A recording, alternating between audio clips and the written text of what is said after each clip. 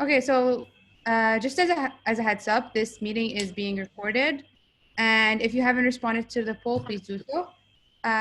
So thank you everyone for joining us today, and I hope that you have been enjoying the panels that you have joined thus far, and I hope that your one-on-one meetings are an enriching experience, and that they have been complementing the panels.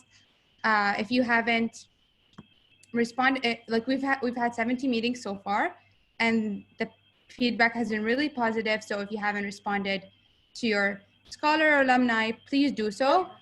And if they haven't emailed you, please feel free to email them. You can find their emails in the booklet that we have provided you.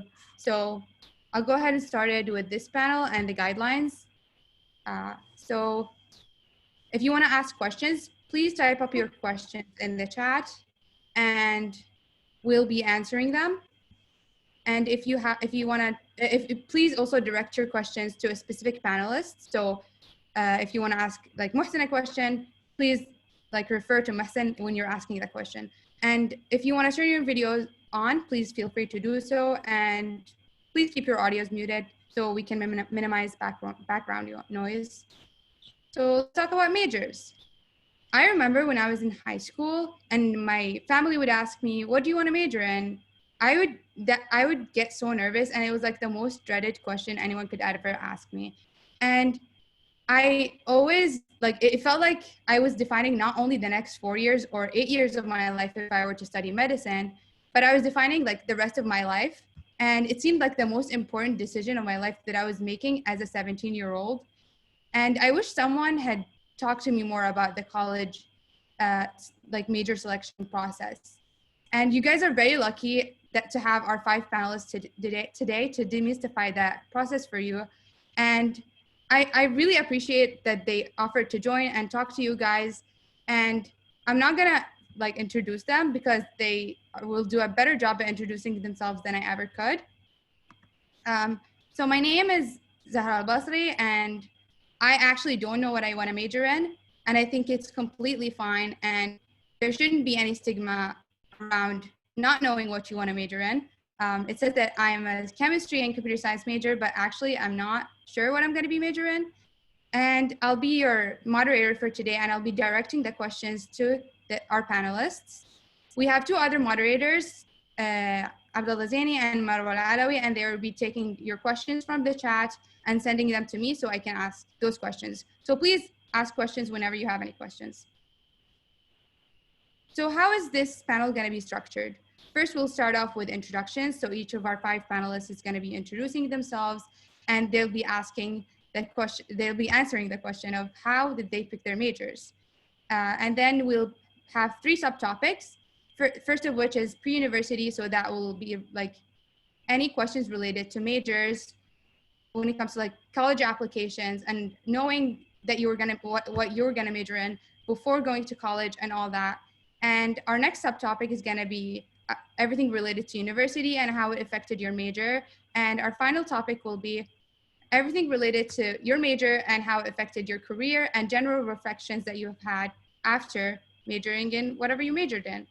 We'll also have a final Q&A session at the end, but I'll talk more about that later. So our first panelist is Sayyid Ayed Razi, and he majored in medicine in the UK, and he was a CPISPAA scholar from Group 5. So Sayyid, feel free to start speaking about yourself. Thank you, Zahra. Am I okay to speak in Arabic? So Ali Drazi can call me from Group 5.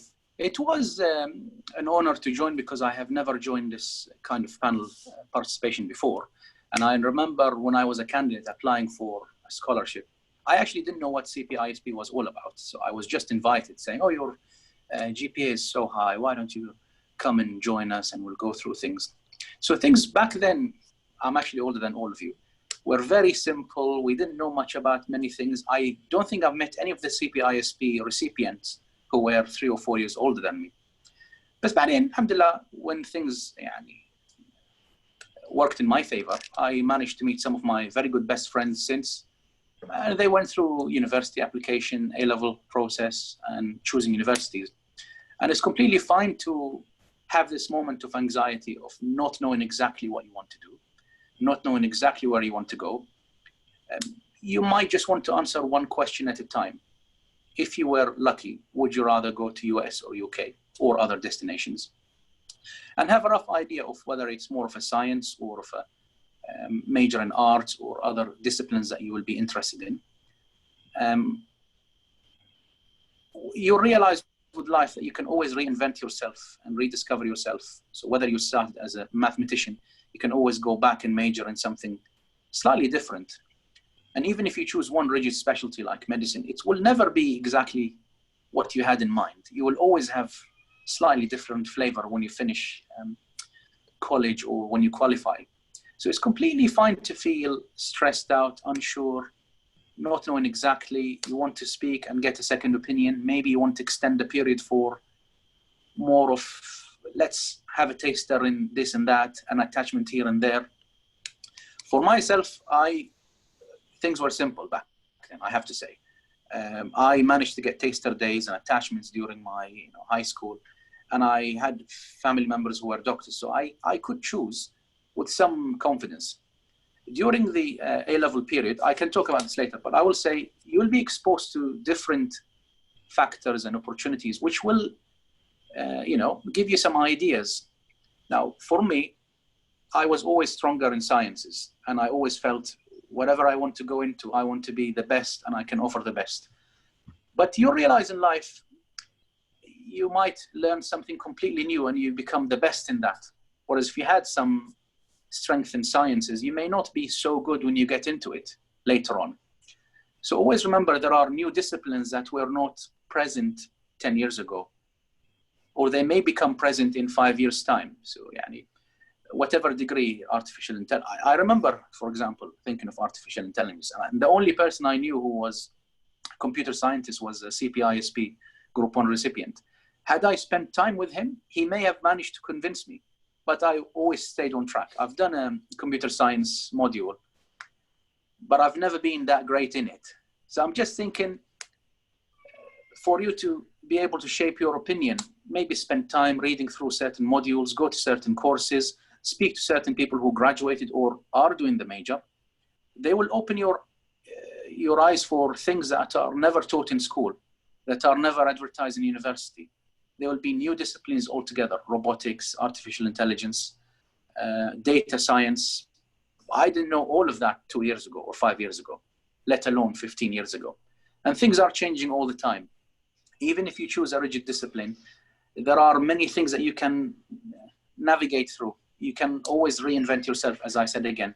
Obviously, family will always have some influence, but remember, it's your life from now on. They will give you some ideas about what their experience was in life, but it will never be their choice. It will be your choice. We've covered opportunities. My career did influence my degree, but I have to be honest, I only realized this after I joined medical school, that each country medical school structure is very different. It will enable you to go into different disciplines afterwards. The license exam, the practice will be different.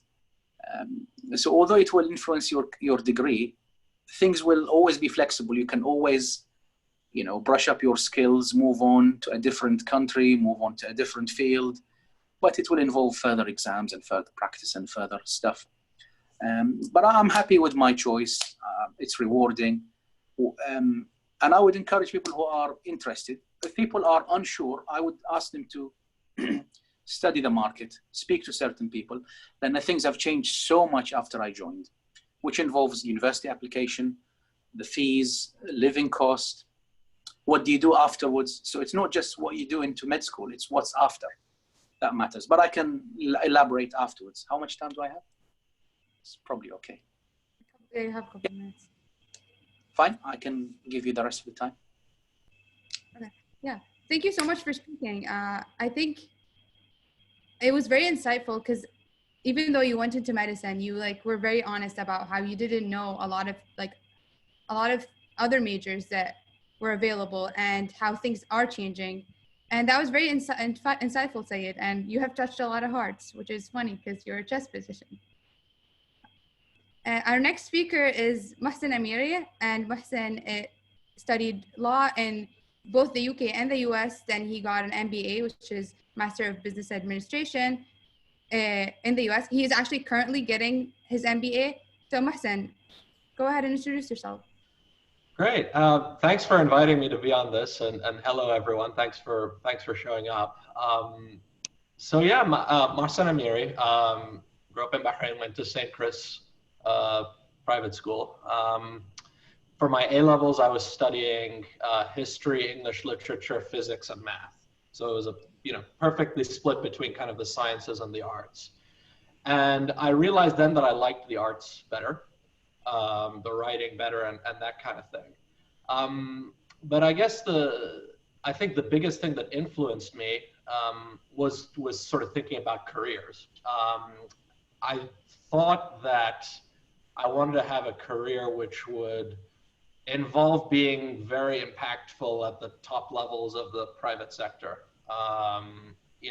That's sort of what I wanted to go. So, big time finance or consulting or corporate law or something like that. And combined with, preferring English literature and history to math and physics, that's sort of what led me to law. I wanted to do it in the UK because they let you do law as an undergrad degree. And I was very sort of, 17 years old, I was very ambitious, career driven. I sort of wanted to get through education as soon as possible and start making some money in my career. And what I would do is I would counsel against that approach. I enjoyed my time at law school. I enjoyed my time studying law. So I went to LSE first, and then they had this transfer program with USC, where you could do 2 years in London, 2 years in California, and get a UK and a US law degree. The US degree I viewed as just pure upside at that point. So that was why I chose to do it. But then I sort of did summer internships at corporate law firms and realized that the investment bankers on the deals I was working on were closer to the client and had, in my opinion, a more interesting job. And the big learning that I also had, the big sort of wake-up call was I had originally decided on law over something more finance-y because I thought, I'm in my final module of A-level math, which was Core 4, I remember I got a D, I got a 59 out of 100. I did okay in the other one, so I got an A overall, but I just to tell you that I was sort of done with math by this point. But what I realized was that the math involved in investment banking is actually not that complicated. And so I think it was, to say at Ali's point, a lack of information on my part. And so, one thing led to another. I managed to work in investment banking after school, and then private equity, and then now business school. So I guess a couple of things I would say. Number one is getting information about I think it's perfectly fine to be sort of career oriented when you're picking a major, but really research what those careers are, and don't just go by hearsay, and try to find people who are in them. And alhamdulillah, we have a decent scholarship network now. We're doing things like this, so think of that as a resource for finding people who are in certain fields. Because if I had done that research when I was 17, I would have thought twice about being so focused on law, because I would realize that the math involved in banking or consulting actually wasn't that intimidating for me. The other thing I would counsel is on the other side, on the flip side, a lot of these careers are very flexible in terms of what major you come in with. If you're in the same camp I was of thinking, I want to do one of these, big glamorous, like top of the private sector, professional services careers, consulting, accounting, big corporate law, anything like that. They're very, very open to many different majors. So I would advise a little bit of following your heart. There's a question I think we'll get to about sort of the UK versus the US. I think the US system lets you do that a little bit more in terms of following your heart, and taking things that are just you're interested in. And you'll be able to discover the limits of your level of interest in something. So I, for example, took an English literature course in my last quarter here at Chicago booth. And that discovered, because it sort of whet my appetite. I wanted that type of learning. and I discovered sort of my limits of how interested I am in it. So those would be my big pieces of advice. Is if you're going with a career-oriented approach to picking your major is fine, but one, really research the careers, and two, really bear in mind that for a lot of the most glamorous careers that I think appeal to people who are super career-oriented, they're very open to history majors and art history majors and computer science majors and anything else. So anything else, Zara, that you think I should touch on? Or I can give you back whatever time I have left.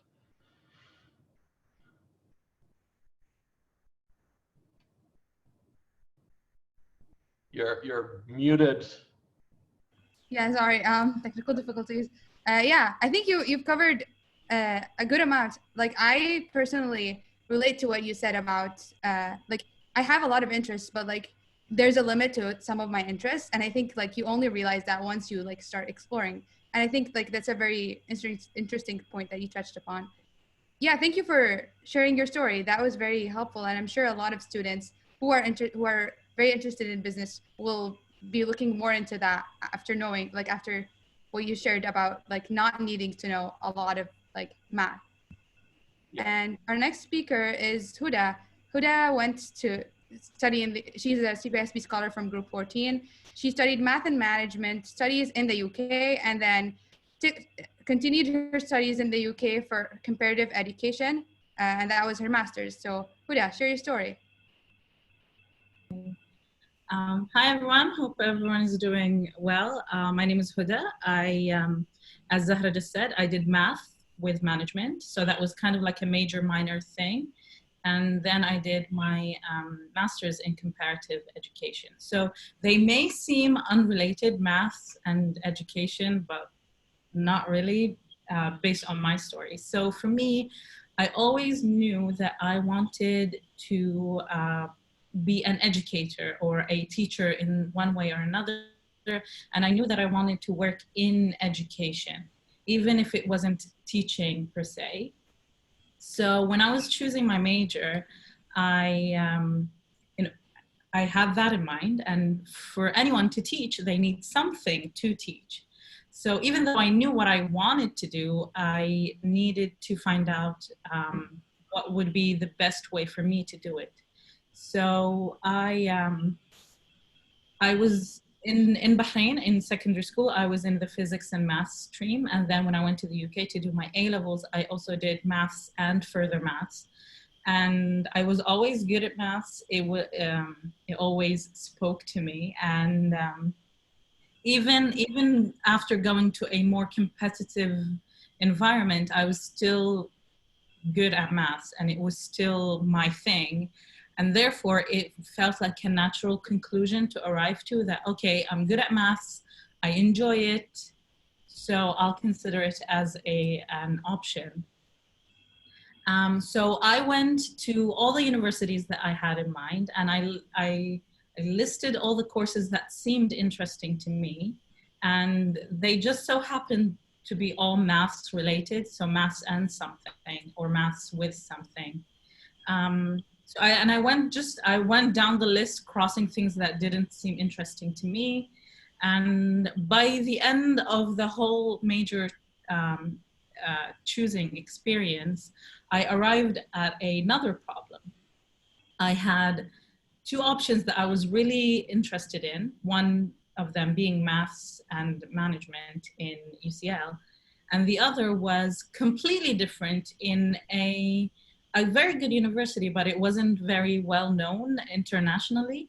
So at that point, it was a choice between something that seemed very interesting and something that I would potentially be very passionate about, and something that would take me to places that I would never even imagine going for education, and a prestigious university with a prestigious course, with something that makes me sound smart and intelligent and exciting.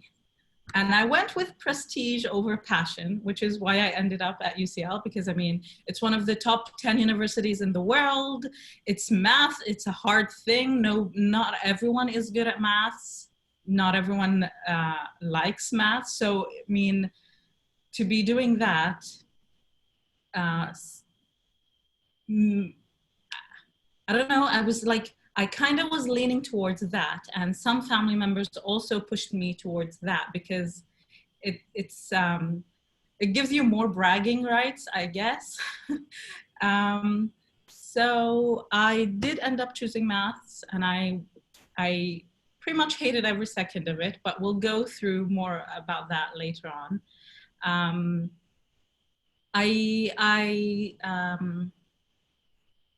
What I was going to say. Okay, so I did have management classes, but because I was in the UK, there's not much flexibility when it comes to changing your majors. And as Sayed and Mahsen already talked about, it's a lot more rigid in the UK than it is in the US. So I would say that this is one of the advantage points that the US has, even though I'm still Team UK. But once you choose your major, that's pretty much it. Once you start university, I would say 90% of the cases, that's pretty much it. They give you some leniency in the first month to change your course, but even that, you need to go through another application process.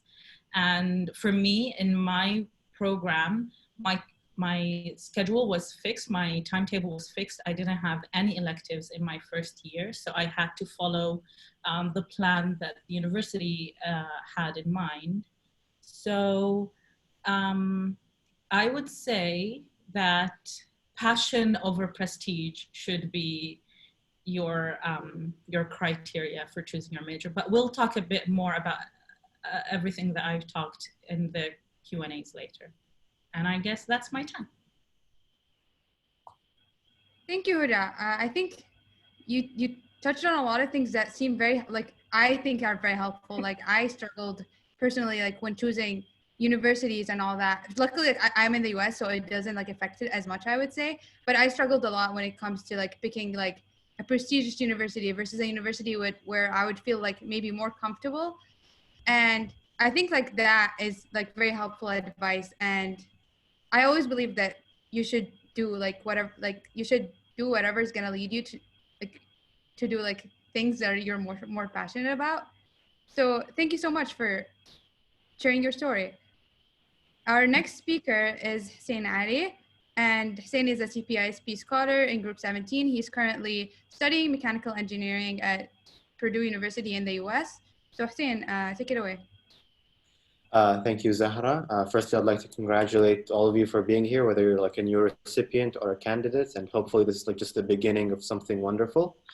So with regards to my major, before I landed on mechanical engineering at Purdue, I jumped around between a lot of things. I started out with architecture and then law, medicine, and then other like engineering disciplines. And I remember when I got the scholarship, I told His Royal Highness that I wanted to become an electrical engineer. Because at that time, and I was participating in a lot of science and entrepreneurship programs in Bahrain, like with GPIC, Tamkeen, Physics Olympiad, and other things like that. And I was focusing mainly on power generation and storage, specifically electrical power. And electrical engineering was the way to go at that time. Let's say nothing was set in stone. When I went into the Hunt School of Princeton and I took a couple of CAD classes and I started doing 3D printing and all that stuff, and I fell in love. And I was doing everything that I love to do. I was doing weird things like scanning people and turning them into chocolate or ice. Keychains. I still have like some of my teachers as keychains, and it was really wonderful. And with this newfound love, like I had to make a decision. And do I stick with electrical engineering and keep the CAD as a hobby, or do I try and integrate it with what I want to do? And I had kind of a week of just what do I want to do, where do I want to do it. I made a list. It was a huge, huge list of like things that I saw myself as, and it was really, really different things. So it was something like field engineer, consultant, doctor, surgeon, stuff like that. And then I looked at each profession of those, and I listed the majors that I could do in college in the US that would get me to that final profession. And then it was just simple addition. and mechanical engineering came on top. So that was it. I joined mechanical engineering. I do recommend this method. بصراحة يعني it's a very fixed scientific method. And one more thing is that, like, of course, I still want to do stuff with electrical, and I can learn that stuff that's within the field of electrical engineering after I graduate, or like during my studies, whether it's undergraduate or master's. And I'm not worried that I made the wrong decision, because it's close enough to what I want to do that it's the right decision. And this is one thing that I've learned throughout like my internships and my experience in the labor market, is that they're always going to ask you to keep learning. Like all of your employers will ask you to learn something. Like for example, Alba and Baku have like their own like training departments. And nobody lets a fresh engineering graduate just like play around in $1 billion industrial complex. So, and I wouldn't be worried as much about choosing between two majors that are very, very close to each other, especially if you want to work in the overlap between them. And just one more important thing, a college education is only the base. And this is something that they keep telling us over and over at Purdue, is that there's no way you're going to find a college or a major that's going to prepare you 100% to whatever it is that you're going to face in the field. There is always opportunities to learn, whether it's in the executive branch or whether any new technologies are emerging. You will always, always, always have to learn. So the one thing that I would say is more important than choosing the 100% specifically right major for you, the custom one that's tailored for you, is having the will to learn beyond the classroom. And I think that's it for my experience. I yield the remainder of my time. Thank you. I think you touched upon like a very great point. Like, yes, like I think a college major is not as important as, I mean, it is, like you learn a lot from majoring in something, but it ultimately like is not the one thing that determines like what you do later in life, or like it's not as a big deal as people think it is. Like you can major in something and then do something entirely different. So thank you for sharing your story. Our next and final speaker is Noura Serafi. She's also a CPISPAA scholar from Group 17, currently studying astrophysics and studio art at Williams College in the US. So Noor, take it away. Hi everyone. So my name is Noor. I was a public school student here in Bahrain, math and physics. I really liked them. So my plan after graduating from Bahrain, in case I didn't get the scholarship, was to study computer science or physics, because I really liked physics. Computer science, just because I thought it was cool. And the career aspects were very attractive to me. So after getting the scholarship, I had to go to boarding school, which was really fun. I took physics, math, robotics, and a bunch of other stuff. I wanted to take computer science, but it wasn't offered. So between junior and senior year, we had to take a summer course. I took computer science and astronomy. I really liked astronomy. I did not like computer science. So that's what, so that kind of paved the path for which universities that I wanted to go to. So I researched universities and which ones had astrophysics and computer science. Turns out not a lot of them had astrophysics as a major. Most of them have it as a minor or just astronomy.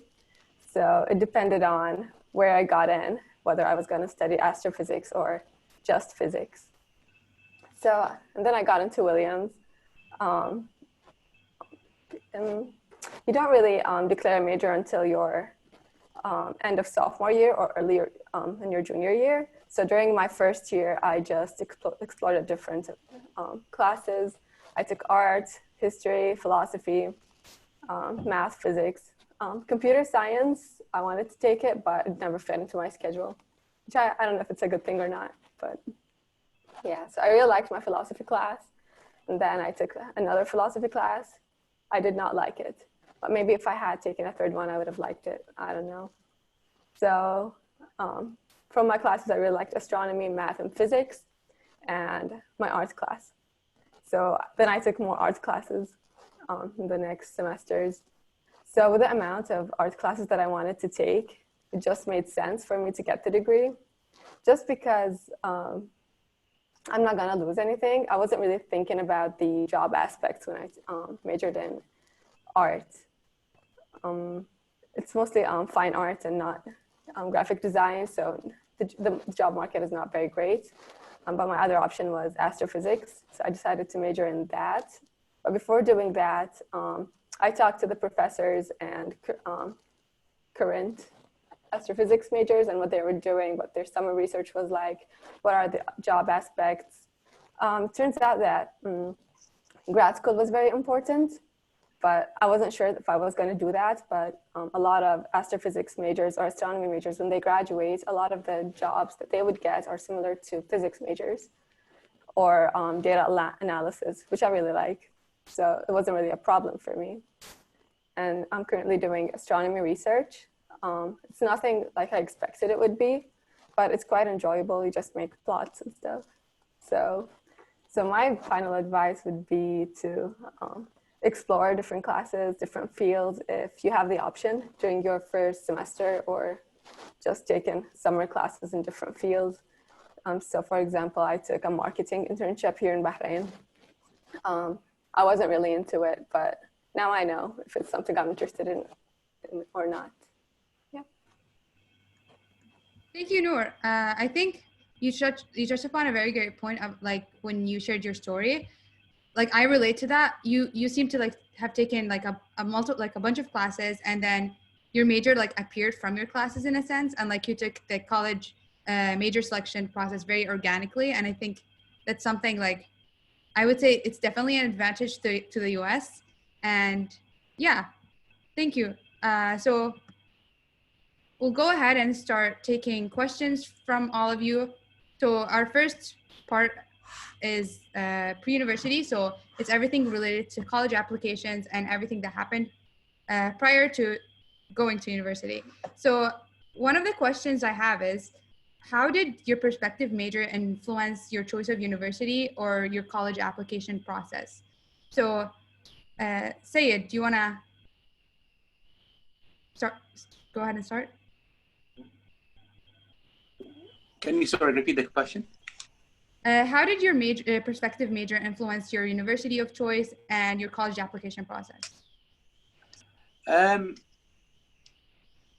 As we said before, يعني في الUK كان المajor is so rigid. When I knew I wanted to do medicine, although I tried to explore other venues, which didn't work, I like the idea of a campus university. So I focused on certain university which had a campus as opposed to London-based ones. I went to visit a couple of them. Actually, I visited 3 of them. I asked in depth about people who went to those universities. Being part of a boarding schools meant it was a small community, people knew each other, and the mentors will tell you from previous experience, how did previous candidates find it, who went along and do it. Yeah, and I chose medicine. The structure overall in the UK is very similar. The application was through UCAS, which is like an online application. But then they introduced more complicated stuff, such as an aptitude test before you even get to be accepted to university. وبعدين في interview. So that was the part about going to university. But I think my career was so rigid that you had to go into the MBS degree, because then life will start. And as Hussein Ali said, university is just the base. You can always invent yourself afterwards. Don't think of, wallah, this is a cool sounding job or a cool sounding specialty, because studying it and working in it is something completely different. That's what I have to say. Yeah, thank you. I think that's a very good answer, and I think you touched upon like a lot of great points when it comes to like selecting university. Like a lot of it comes to the field like of the university itself.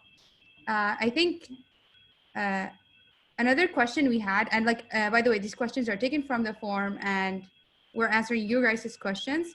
How did boarding school influence ideas around your major, Huda? Okay, so as I said earlier, I took maths and further maths in school. So I was surrounded by mathematicians all the time. And I had so much fun in my maths classes. Everyone was super nice. My teachers were incredible. And because I've had a continuous experience, like a consistently positive experience with maths and mathematicians, it seemed like a logical next step to take, because I enjoyed it. I enjoyed the people I enjoyed the company of the people that enjoyed maths as well, if that makes sense. So, and I was encouraged by my teachers to pursue maths because they deemed me good enough. So that was a major influence in my decision as well. Yeah, thank you. I think it's very true that like sometimes your surroundings can make you think that, oh, I want to do this thing, because like sometimes you like a teacher but you don't actually like, you might like the subject but you might not like it as much as you think you do. Yeah, another question we had is this question is from the forum. Before starting university, what background did you have on your major? Mohsen. Not a lot, is the honest truth, and that I think was a failing on my part, which I think influences the advice I give today to sort of research these things. I just had the sense that, so I wrote in my UCAS application. I still remember all about how I wanted to be a lawyer and like be in the courtroom and like things like this, and kind of the TV lawyer almost. And corporate law is very much not like that at all. It's very formulaic. It's not an incredibly creative, glamorous sort of. I mean, it's glamorous in its own ways, but it isn't like, there's no great triumphs and defeats like there are in the courtroom. So I think I knew less about that. All I really knew was that it was it was a profession of words, and that I think is what drew me to it. And this is the thing that I think is good. I want to pick up on something Hussein said. College is the base. What I think is important is to figure out a certain way of thinking, right? And to take classes and to pick a major that informs that. So if you want to learn how to be a great sort of writer and someone who thinks in those terms, who's like that opens you to a universe of English literature, history, law, various other social sciences. So of those, I kind of wish I'd taken. I kind of wish I'd gone to the U.S. and taken a history major. Is what I think it really comes down to for me, because it provides that same way of thinking of writing and research and long papers and not a lot of numbers, but it does it in a way that was where the subject matter was more interesting to me. So that's kind of what I would counsel, if that makes sense. Yeah, thank you, Mohsen. I think it's very interesting because like it seems like it can be very daunting when you like don't know a lot about like especially like something like law. Like it's not like you practice law like regularly as I like in high school. Like people don't usually do that. So I think it's like that's a very like I think it's very interesting that you like said that you can like it's more about experiencing like the way of thinking rather than the subject itself in a sense. Another question we have is, what do I do if I'm unsure about my major? And I'll direct that question to Noor.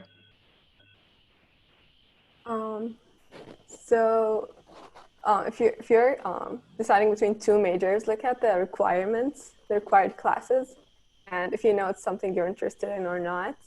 If you're completely undecided, you have no idea what you want to do, and if you have the option to take different classes in your first year and you don't have to declare right away, then definitely take different classes that have nothing to do with each other, or just watch videos of people who are in that field and see what they're doing or what the people who graduated from that major are doing.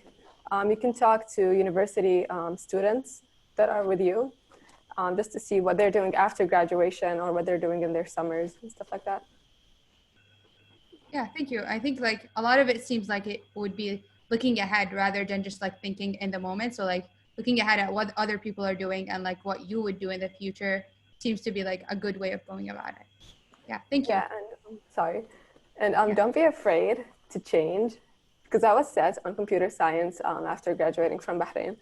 And then I didn't want to change that even after I took the computer science class and I didn't like it. I still wanted to do computer science just because that's what I decided to do on the first place. Just don't be afraid to change what you're gonna do. Yeah. Thank you.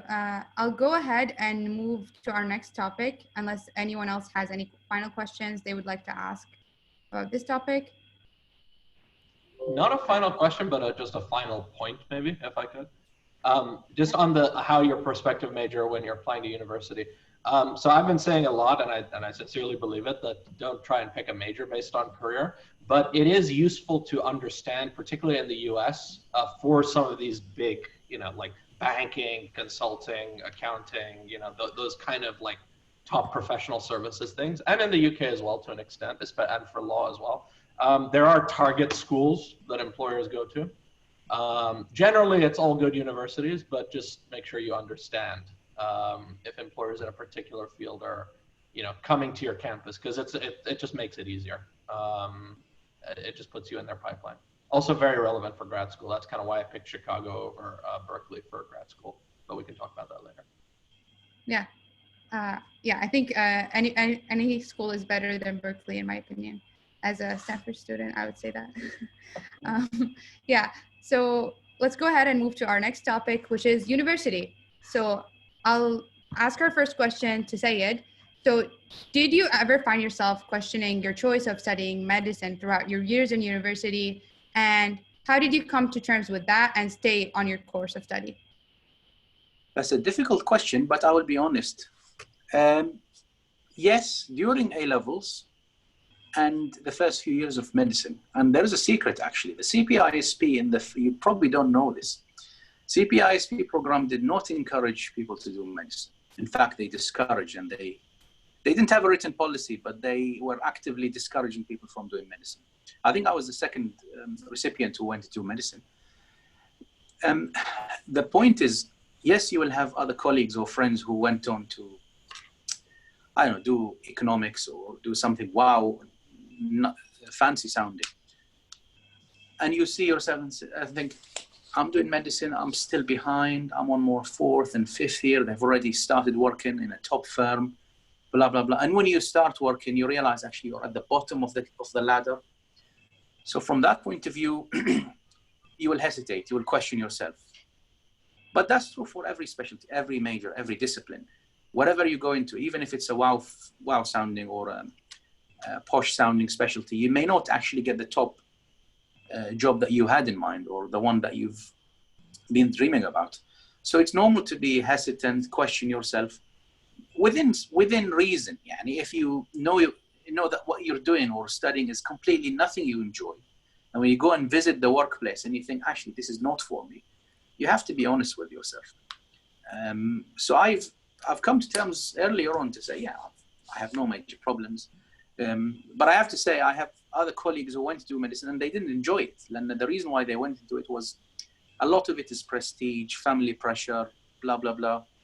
And some of them like the idea of it, but once they start, it's different. And actually nowadays there is a big unemployment problem. And there is more and more requirement for relicensing, keeping your skills. So actually things now are more competitive than they are 15 years ago when I started. So just bear that in mind. It's fine to question yourself because you will always think, oh, I've got this great opportunity to do anything, anywhere, within reason. But we'll come into that later on. I think that's enough.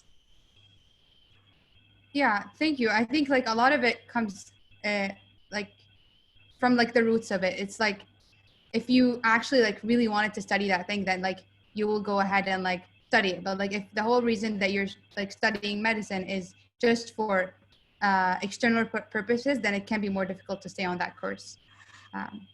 So yeah, our next question is for Noor. So can you talk about pursuing an unconventional major, and did you ever find yourself being questioned about your major of choice? Yeah, so actually I was quite, so first I told my mom that I was going to study computer science. And then I told her I'm going to study physics. And she said, computer science might be better. And I was like, no, I'm going to do physics. And then slowly I was like, I'm actually going to do astrophysics.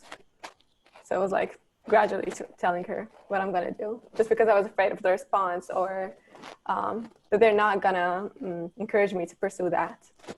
But after astronomy or astrophysics might seem unconventional, but actually when you look at it, you can do so much with that. Data analysis, software stuff, programming, anything that a physics major does. But still, astronomy research is kind of unconventional, just because the results that you get from doing astronomy research are not immediate. So it might seem useless, which is what I've heard, but you learn a lot from that. And the skills that you pick up along the way. So now I know some programming. I had no idea that I was going to learn that, or more physics than I thought, more math than I thought. For art, I think you have more freedom in what you're going to do, but it might be difficult when it comes to job aspects, just because you have to make something of yourself by yourself if you're not part of a business or a program or something like that. So you have to make your own things, especially if you're doing fine arts. You can't just apply as a graphic designer for a company. Yeah, if you have to build your own sculpture and then sell it, which is very unconventional, but it's still something that I enjoy doing. And I'm not doing it for the career aspect. And I'm lucky in that way because I'm also doing astrophysics, which is what I think I want to go to grad school for or get a job in, but it's still something that I might want to pursue in the future. So, yeah. Yeah, thank you, Noor. I think like a lot of it, like when you talk to your parents, like they might it might be intimidating, but as you said, like you should do it gradually. And I think when it comes to pursuing like an unconventional major, like an important to keep in mind is to like know that you're doing this because like you're passionate about it, and like a lot of the things that you did seem to be like self-initiated, like pursuing like research by yourself, or like the fine arts that you took, like that you initiated in a sense. Thank you, Noor. And this question is for Hussein. Did you ever find yourself daunted by the engineering requirements, and did that affect your choice of major when it comes to engineering? And can you talk about the flexibility that you have when it comes to like studying other courses outside of your engineering major? So let's start with the daunting part. So the only thing that I found daunting in mechanical engineering was the breadth of the material. So you cover everything from regular mechanics to thermodynamics, and then you do systems and controls, and then you have like a lot of different disciplines within each. So when you think that like, oh, okay, I've picked my major, it's over, it's not over, and you have to like start with the base, and then like again you have to like narrow your focus down within like the field of mechanical engineering. So I think that was like the only thing that I was concerned about. When it comes to flexibility with taking classes from other majors, specifically with Purdue, we have a huge mechanical engineering program, and it's a top tier program. So what we learn within the School of Mechanical Engineering is actually taught as a base with other majors like civil engineering or electrical engineering.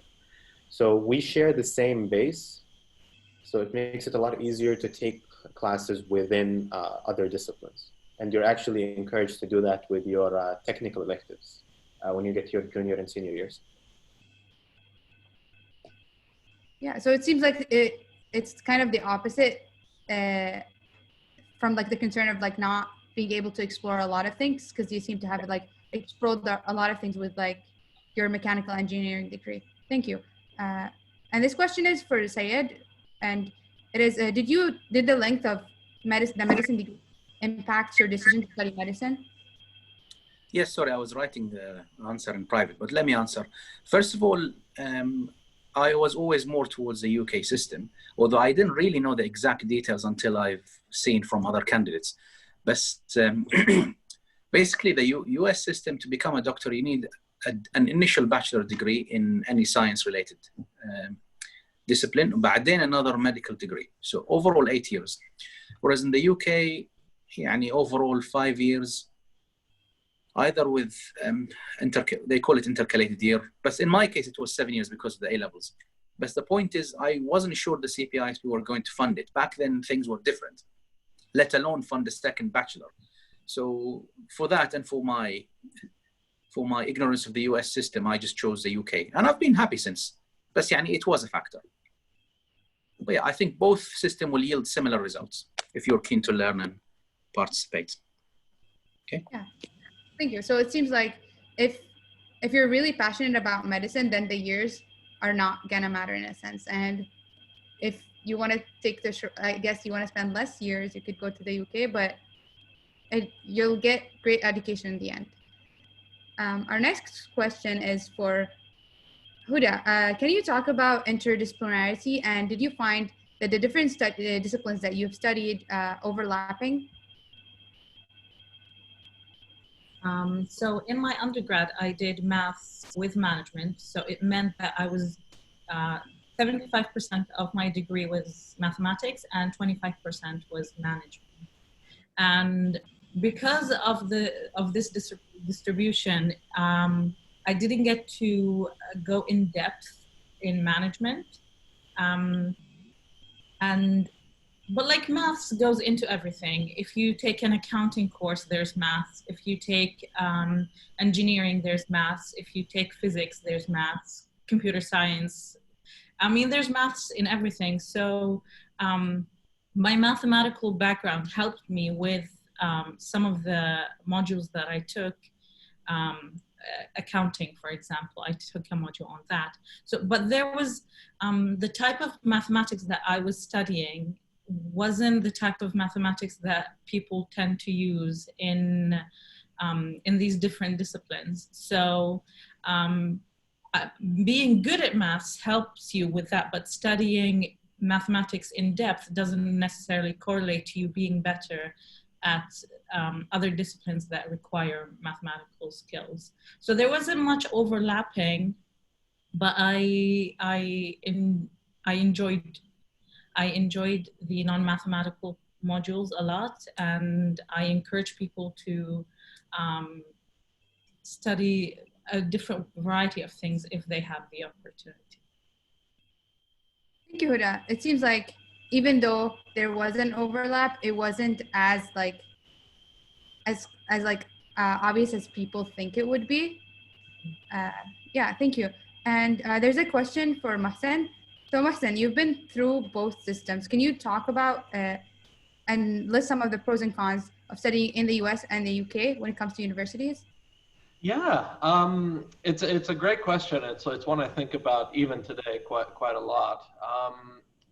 So I think with the UK you get a chance to go deeper, and I definitely think that the level of rigor that you get when you study, one module for an entire year, which is what we would do at LSE, as opposed to having a semester or a quarter system. I definitely think it lets you go deeper. It also, for me, it was an advantage of the UK system. The way assessment tends to happen. I don't know if this is universal across UK universities. I get the sense that it's a little bit more so just because of the way that the systems are set up. At LSE, LSE was the most extreme example of this. Our entire grade was 1 3-hour closed book, handwritten final exam at the end of the year. Whereas in the US, you have much more continuous assessment, and you have midterms, and you have graded papers and things like that. So I actually preferred that system. It does tend to be more rigid. It is harder as a result to experiment with different things. And Yeah, that's probably the biggest benefit of the U.S. system. I think if I had to summarize it, it would be the U.S. is any individual course is going to be a little shallower, I think, based on my limited experience, and I haven't been to every college in the UK or in the US. But in the US, it'll be a bit shallower and broader. In the UK, it'll be deeper. I think that the level of academic rigor of the subject matter I studied at LSE is higher than anything I've done in the US. But I do wish I'd gone to a US undergrad and toyed around with a few different things and had that flexibility. So it's really up to you. I think if you're in a situation like mine where your A levels are math, physics, and English history, so you have both, then I might lean toward. But if you're someone who by the time you're studying A levels or something has already, like if your A levels are English, history, geography, economics, and you're very set on a social sciences path, then I think the UK becomes more attractive because the level of intellectual engagement you get is really, really high. Yeah, thank you, Mohsen. So it seems like it all depends on the person. So if you're really interested in one specific thing and you would like to go more in depth when it comes to that topic, then the UK is for you. If you would like to explore a bit more, then the US would be the right fit for you. I think so. I think so. Thank you. We have one last question on this part, then we can move on to the next part. Zain, just like a quick summary. There are many different kinds of engineering. How would you recommend that a person picks what type of engineering that they want to study?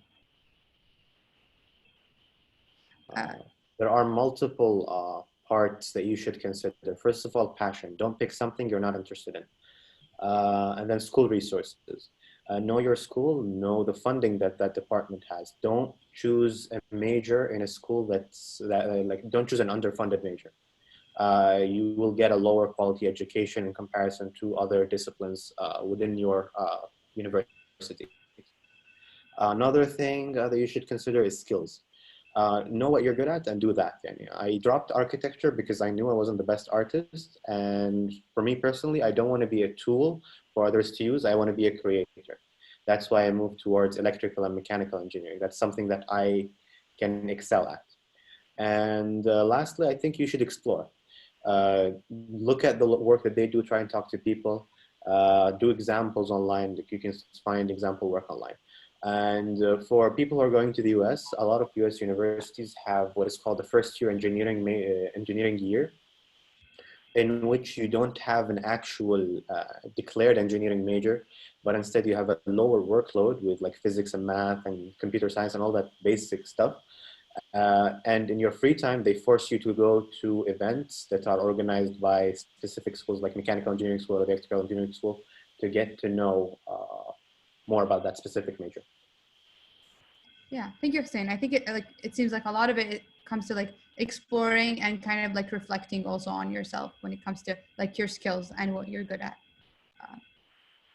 I can take one last question for Hussein. Did you take any? Oh wait, okay, never mind, because you kind of answered that. But I can. Okay, I'll cover it. Did you take any classes from other engineering disciplines? If so, what and why? Other than your first year, I guess. Well, quick answer is yes. I took classes in electrical engineering, material science, and aeronautics. Why? Some of them were required by my major. Some of them I was actually interested in. Some of them were just stepping stones for me to do something back in mechanical engineering. Like the material science course was something for mechanics of materials. Yeah. Thank you. So the short answer is yes. So our last part is we'll cover only a couple of questions because there's a whole panel on careers. So it's about post-university. So for Syed, why did you choose to become a chest physician over other specialties? Thank you, Zahra. I had other thoughts in mind, and this is nice to say that once you start working, it's a mixture of what are the opportunities, what are the new things in the field, what can you realistically get into. I enjoyed it. I had more attachments with chest medicine. I had few good projects. So actually, I could have sold myself better to that department. In other departments, it would have meant intensively going into research, like another degree beyond medicine, which I thought it was too much. I've just done 7 or 8 years of revision. I need to start working. For some of it is opportunity. Some of it is what are you good at. Some of it is what's the current climate. And sometimes you think this sounds good from what your uncles told you 10 years ago.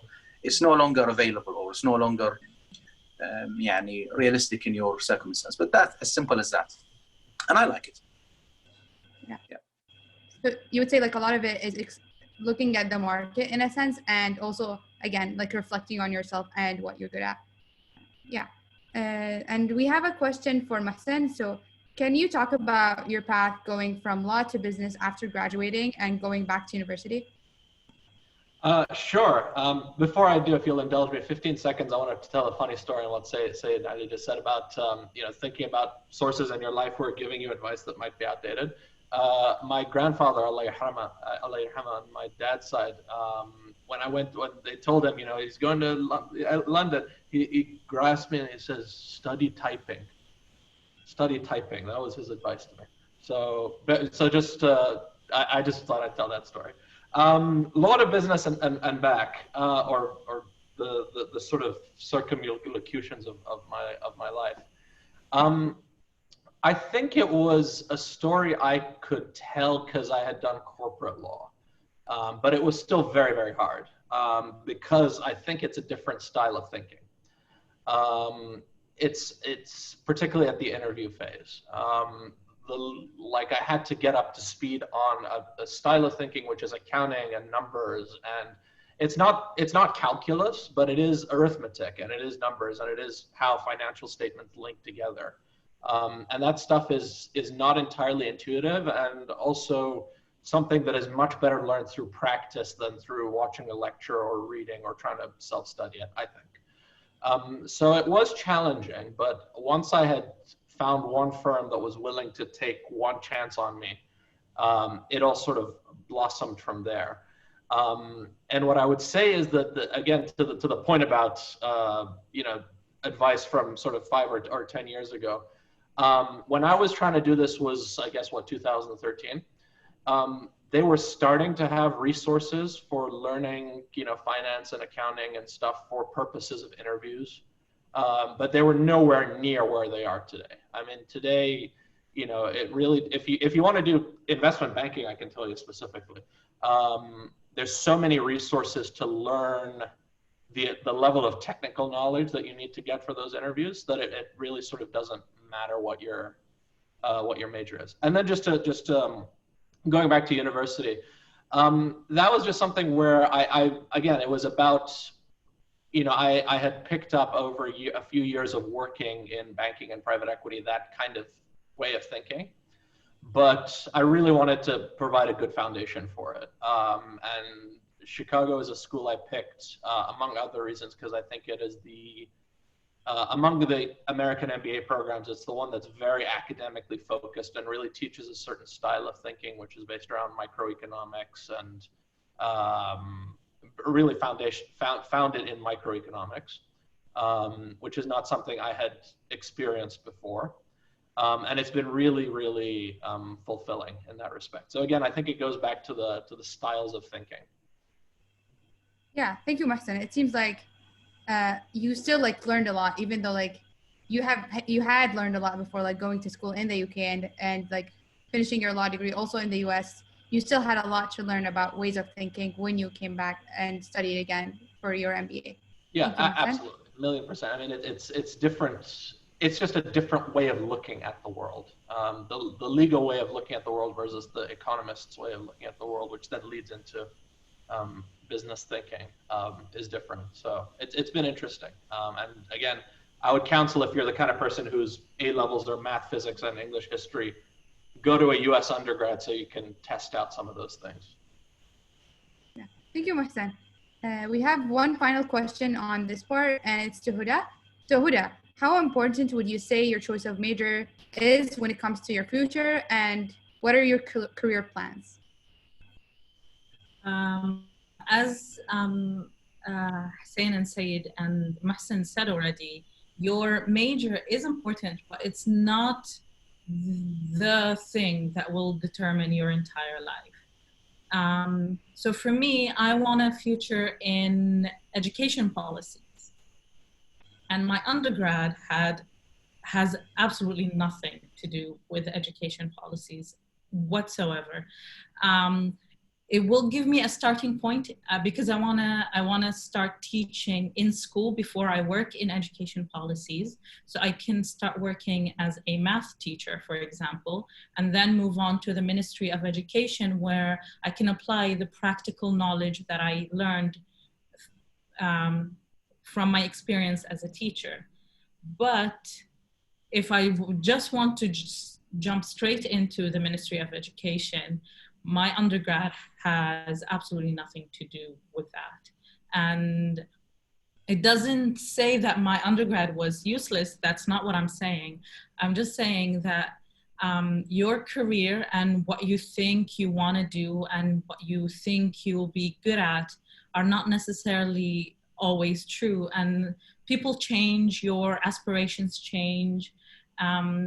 So even if your undergrad, even if your bachelor degree isn't something you were passionate about when you finished, that doesn't mean you have to be stuck in one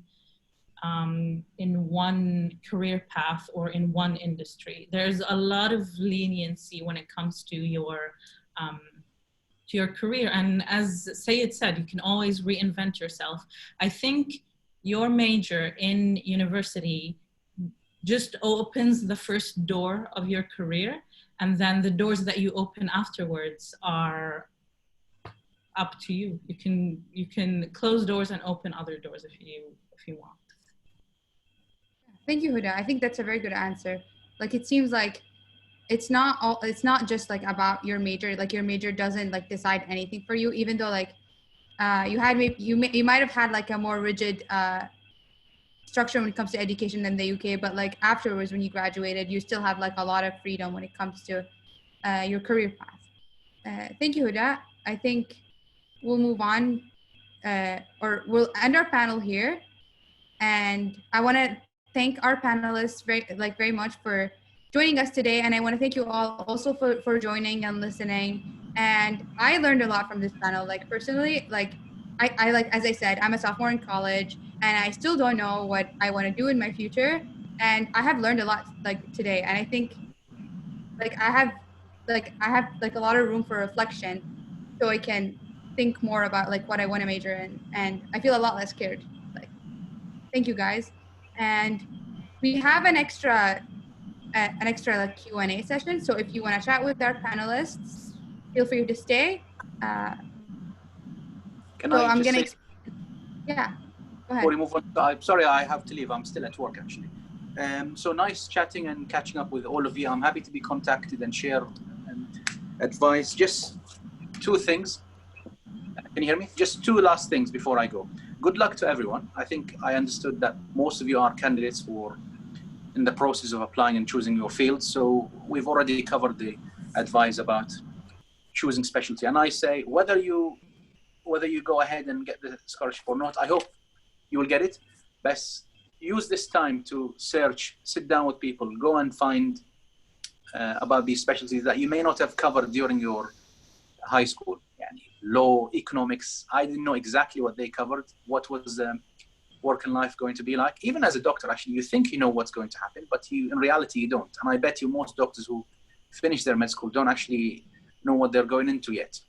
So use this time. You have already got an advantage over most of us, having sat down and had this time during the lockdown to go and research and see how things will be from now on.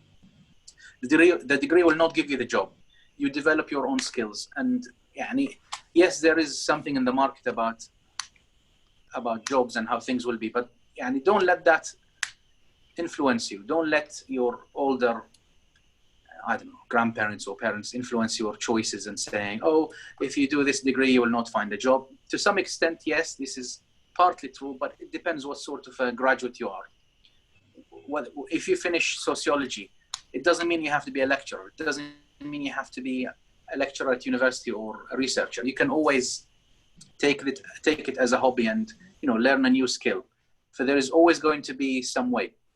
Well, good luck to everyone and happy to be contacted in future. وبس. شكرا. Thank you.